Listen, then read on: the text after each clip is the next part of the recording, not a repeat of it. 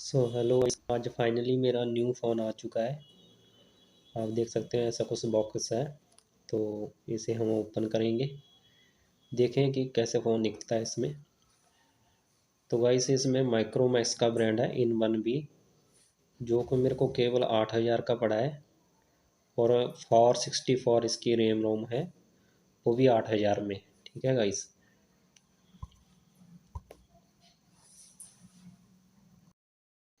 तो चलिए गाइस, हम अब इसी को ओपन करते हैं, देखते हैं कि कैसा है फ़ोन।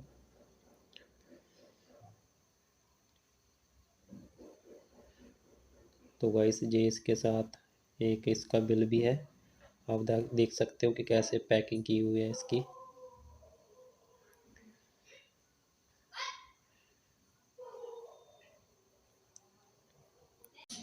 तो गाइस ये इसका इसके साथ बिल है। बिल पे इसका रेट है जो 8,000 लिखा हुआ है। सो गाइस ये मैंने अमेजोन या फ्लिपकार्ट से नहीं मंगवाया, ये मैंने माइक्रोमैक्स की वेबसाइट से मंगवाया है, जिस पे मैंने ऑनलाइन पेमेंट की थी 8,000 की। और इतने सस्ते में मुझे कोई भी 4 और 64 मिल नहीं पाता कोई भी फ़ोन। लेकिन ये फ़ोन है, हम इसको अभी ओपन करेंगे।